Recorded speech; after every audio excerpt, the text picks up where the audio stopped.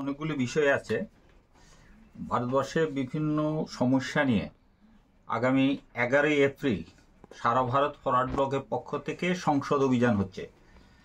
এই সংসদ অভিযানের মূল দাবি হচ্ছে ভারতের স্বাধীনতা সংগ্রামে নেতাজি যে সংক্রান্ত ফাইল, আজাদ হিন্দ সরকার আইএনএ সংক্রান্ত যে সমস্ত ফাইলগুলোকে প্রকাশ করা এবং তাকে মর্যাদা দেওয়া, তার উত্তরাধিকারী যারা তার মর্যাদা দেওয়া। এগুলো বিভিন্ন সময় বিভিন্ন কমিশন হয়েছে, কিন্তু দেখা যায় এগুলো এর কমিশন হওয়ার পরে সরকার এগুলো চাপা দিয়ে দিচ্ছে। সেই বিষয়গুলো প্রকাশ করার জন্য আমরা সংসদে প্রথম দাবি হচ্ছে এটা প্রকাশ করা, স্বাধীনতা সংগ্রামে যে ইয়েটা। আর দ্বিতীয় হচ্ছে যে ভারতবর্ষে যে দ্রব্যমূল্য বৃদ্ধি, মুদ্রাস্ফীতি যেভাবে বৃদ্ধি পাচ্ছে, তাতে সাধারণ মানুষের নাভিশ্বাস অবস্থা। সেই এই দ্রব্যমূল্য বৃদ্ধি রোধ করার জন্য কেন্দ্রীয় সরকারের কাছে দাবি করে সারা ভারতবর্ষের যে সাধারণ মানুষের যে দুর্গতি, সেটা চিন্তা করে দ্রব্যমূল্য বৃদ্ধির বিরুদ্ধে রোধ করার জন্য প্রয়োজনীয় পদক্ষেপ গ্রহণ করার জন্য দ্রুততার সহিত সেটা করার জন্য এই সংসদ অভিযান। এছাড়া রয়েছে বেকারদের কর্মসংস্থান। আমরা জানি প্রতি বছর হাজার হাজার বিভিন্ন রাজ্য সরকারে বিভিন্ন পদ অবলুপ্তি ঘটছে। এক বছর মধ্যে যদি পূরণ না হয় সেটা অবলুপ্তি হয়ে যায়।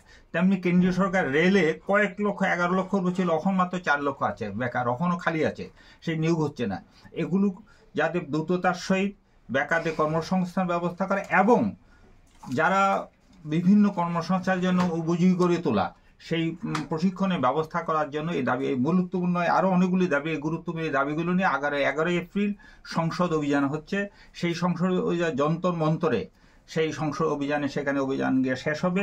সেখানে ফরওয়ার্ড ব্লকের নেতৃত্ব যেমন বক্তব্য রাখবেন, তেমনি সিপিআইএম, সিপিআই, আরএসপি, সিপিআইএমএল এবং সহ অন্যান্য নেতৃত্ব সেখানে বক্তব্য রাখবেন। মূলত ফরওয়ার্ড ব্লকের কর্মীরা, আমাদের রাজ্য থেকেও 10 জন প্রতিনিধি অলরেডি রওনা হয়ে গেছেন, তারা রেলে যাচ্ছেন, তারা আর আরও কয়েকজন যাবেন, বিমানে যাবেন। এই দাবিগুলো যেমন রয়েছে, এটা হচ্ছে সর্বভারতীয় ক্ষেত্রে সেটা। আর সাম্প্রদায়িক যে বিভেদ সৃষ্টি হচ্ছে, যেভাবে সাম্প্রদায়িক একে অপরের মধ্যে লাগে, কেন্দ্রীয় সরকার এবং আরএসএস যারা যেভাবে ভারতবর্ষ সংগতিকে বিনষ্ট করছে, এর বিরুদ্ধে ফরওয়ার্ড ব্লক সরকার নিয়ে দাবি করছে এই অতিসত্ত্বতা বন্ধ করা। এটা দেশের ক্ষতি হচ্ছে, জাতির ক্ষতি হচ্ছে। এর বিরুদ্ধে জাতীয় সংহতিকে বজায় রাখার জন্য ফরওয়ার্ড ব্লক জনগণের আহ্বানকে জন্য সরকারকে রয়েছে, তুমি সরকার নির্বাচিত হওয়ার পর যে প্রতিশ্রুতি তোমরা নির্বাচন পূর্বে দিয়েছ সেটাকে রক্ষা করতে হবে। আরেকটা বিষয় আপনাদের জানি স্মরণ আছে, আপনারা সাংবাদিক, আপনারা প্রশ্ন নিয়ে করেছেন, পৃথিবীর ইতিহাসে বড় একটা আন্দোলন হয়েছে। ভারতবর্ষের কৃষকরা 384 দিন আন্দোলন করেছিল কৃষকদের দাবি নিয়ে। সেই দাবিতে 700-র উপরে কৃষক শহীদ হয়েছেন। 2014 সালে 2014 সালে বর্তমান প্রধানমন্ত্রী বিভিন্ন জনসভা বলেছেন যে স্বামীনাথন যদি উনি ক্ষমতা আসেন, স্বামীনাথন কমিশনে কার্যকরী করবেন। আজকে কিন্তু সেটা উনি কার্যকরী করছেন না। 384 দিন পর উনি জনগণের কাছে মাপ চেয়ে দাবিগুলি মেনে নিয়েছেন, কিন্তু এখনও সেই দাবিগুলো সবগুলো পূরণ করেননি এবং তাদের সঙ্গে দেখা করতে চান না, এই তালবাহানা করছেন।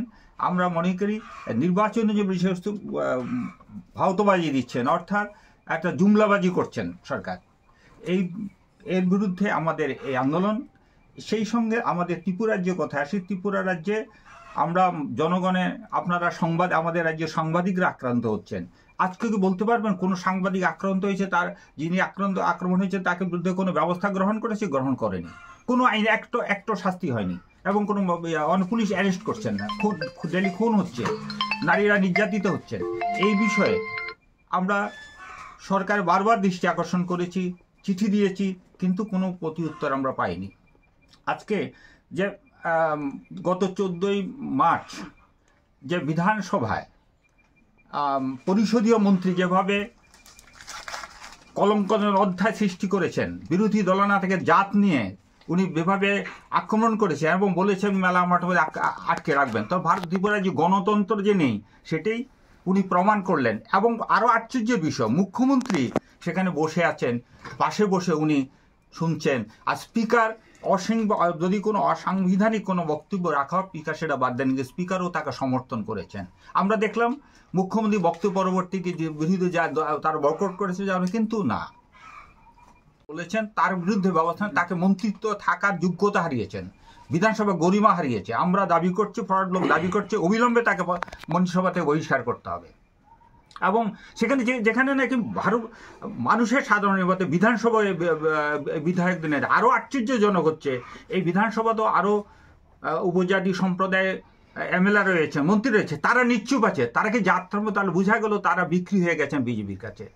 মথার অবস্থাটা কি দেখুন, মথার মন্ত্রী আছে, বিধায়করা চুপ করে বসে আছেন, তার আজ পর্যন্ত কোনো স্টেটমেন্ট নেই। তাদের জাত সমাজে এইভাবে আপত্তিজনক কথাবার্তা বললো, আমরা নিন্দা করি। ফরওয়ার্ড ব্লক তার নিন্দা করে। ফরওয়ার্ড ব্লকের ওই সেদিনের সঙ্গে সঙ্গে প্রতিক্রিয়া জানিয়েছিল যে পরিষদীয় মন্ত্রীকে মন্ত্রিসভা থেকে সরিয়ে দিতে হবে। এবং স্পিকারও তার যোগ্যতা হারিয়েছেন। স্পিকার তার কারণ উনি তার কোনো ব্যবস্থা গ্রহণ করেননি, মুখ্যমন্ত্রীও কোনো চুপচাপ বসে আছেন। আমরা দাবি করি আরেকটা বিষয়, যেটা আমরা আশা করেছিলাম ত্রিপুরার যে সাংবাদিকরা সেটা নিউজ করবেন। মন্ত্রিসভার বৈঠকে কি আপনি যেতে পারি? নিশ্চয়ই যেতে পারি না। এডিসি যে কার্যকরী কমিটির মতো মন্ত্রিসভার মতো নেই কার্যকরী কমিটি, সেই কমিটির পদ্ধতি কিসব প্রতিটি সভা উপস্থিত থাকেন কি করে? উনি উপস্থিত থাকার অধিকার ওনার নেই, আইনতে নেই, বেআইনি উনি সেই সভা উপস্থিত থাকছেন। কি করে হয়? এটা ঠিক না, অন্যায় হচ্ছে। উনি বেআইনিভাবে কাজ করে যান, সে সমর্থন করবেন, আর কিছুদিন পরে ওই নাটক করবেন, ভাষা নিয়ে আন্দোলন করবেন, কত করে মানুষের ক্ষতি করবেন, আর কিছু করছেন। ওই দিল্লি গিয়ে উনি দেখি আমি দিল্লি গেছি, আর কার কোনো কাজ হচ্ছে না। এই বিষয়গুলো সম্বন্ধে আমরা বলি এটা হচ্ছে মানুষের যে অধিকারকে, মানুষের উপজাতি সম্প্রদায় মানুষকে আরও পিছিয়ে দিচ্ছে এবং তাদেরকে ভুল পথে পরিচালিত করছে। এবং বিভিন্ন সময় উনি বিভিন্ন ফালতু কত ইস্যু নিয়ে যে মানুষকে ক্ষতি করছেন এইভাবে। এবং ওনার সেই মিটিংয়ে যাওয়ার অধিকার নেই। তেমনি আমরা এটা বিধানসভা যে পরিষদীয় সভা হলো শাসক দলীয়, সেই সভাতে স্পিকার কি করে যান, প্রদ্যুৎ কিশোর কি করে যান? বিহার তো যখন নির্বাচিত হন তখন উনি নিরপেক্ষ থাকতে হবে, তাকে কোনো দলীয় সভায় উনি ওই সভায় যেতে পারেন না উনি। কিন্তু দেখালে আমাদের স্পিকারও গেছেন, এবং উনি তো কোনো এমএলএও না, প্রদ্যুৎ কিশোর এমএলএ, উনি সেই সভা উপস্থিত থাকেন কি করে? সরকার কোনো ব্যবস্থা নিয়েছেন, কোনো স্টেটমেন্ট করেছেন? করেননি। এর বিরুদ্ধে আমরা দেখেন বেকাররা অবস্থাকে আজকে যে দুর্নীতি, একের পর এক সিপাজলার জমি সংক্রান্ত দুর্নীতি চাপা দেওয়া হচ্ছে, তখন চাপা দিতে পারেননি, বিধানসভা উঠেছেন। এবং আজকের পেপারে আপনারা নিউজ করেছেন যে ফায়ার সার্ভিস অবস্থাকে, ফায়ার সার্ভিসে 3 বছর পর দুর্নীতি বাতিল করে দিলেন। বেকারদের ট্রেড উত্তীর্ণ বেকারদের চাকরির জন্য করছেন। এই নির্বাচনের পূর্বে তারা 2018 নির্বাচনের পূর্বে গতি ছিল 10,300 চারে চাকরি ব্যবস্থা করবেন, স্থায়ী চাকরি করবেন, এই করবেন। দিল্লিতে তারা ফাইল পাঠিয়েছেন, পুরোটা ভাওতাবাজি। তাই আমরা ফরওয়ার্ড ব্লক এর বিরুদ্ধে প্রচণ্ড নিন্দা করছে সরকারের ভূমিকা, দ্রব্যমূল্য, বেকার সমস্যা, এরপর জলের যে সমস্যা। আজকে যে জলের যে আকার বিভিন্ন এলাকায়, আমি তো বিভিন্ন এলাকায় গেছি, সেখানে অবস্থা খুব খারাপ। সেই বিরুদ্ধে আমাদের ব্যবস্থা, সরকারকে দ্রুত সেই ব্যবস্থা নিতে হবে ফরওয়ার্ড ব্লক মনে করে। এবং রাজ্যে আইন শৃঙ্খলা একবারে, চিকিৎসা ব্যবস্থা একবারে ভেঙে পড়েছে। চিকিৎসা ব্যবস্থা বলতে কিছু নেই, শিক্ষা ব্যবস্থা। এবং মন্ত্রী রতনলাল তো শিক্ষা দপ্তরকে একবার লাল বাতি জ্বালিয়ে দিয়েছেন। আর বর্তমান মুখ্যমন্ত্রী তো অনেকগুলি দপ্তর, 27-28টা নাকি দপ্তর নিয়ে বসে আছেন। দপ্তরে উনি অফিসও ঠিক মতো যান না, শুনতে পারলাম। অফিসাররা বলছে আমরা দেখা করতে পারি না, জানি না কতই সত্য। এই বিষয়গুলো আমরা মনে করি অবিলম্বে হওয়া উচিত। শিক্ষা ব্যবস্থা একেবারে ভেঙে পড়েছে। আমরা বিদ্যাজ্যোতি স্কুল নাম দিয়ে সাধারণ মানুষের উপরে চাপ সৃষ্টি করেছে। মুখ্যমন্ত্রী তো আপনার বিধানসভা দেখেছেন, একজন শিক্ষকের 300 কতটা স্কুলে এডিসি এলাকা রয়েছে, একজন শিক্ষক দিয়ে চলে, সেই শিক্ষা চলছে। অর্থাৎ শিক্ষাকে বেসরকারীকরণ বিরুদ্ধে আমরা, আর সরকার চাইছে শিক্ষাকে বেসরকারি করার জন্য। এই হচ্ছে আমার সংক্ষিপ্ত বক্তব্য। কর্মসংস্থানের কোনো ব্যবস্থা আছে? কোনো প্রস্তাব নেই।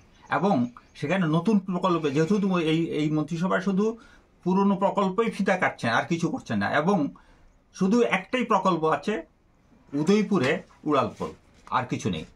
রেগার কাজ আমরা হিসাব করে দেখেন, ভারতবর্ষে সবচেয়ে কম হচ্ছে ত্রিপুরা রাজ্যে রেগার কাজ। রেগা কত 30 দিন, 35 দিন, 40 দিনের বেশি হচ্ছে না। কেন হচ্ছে না?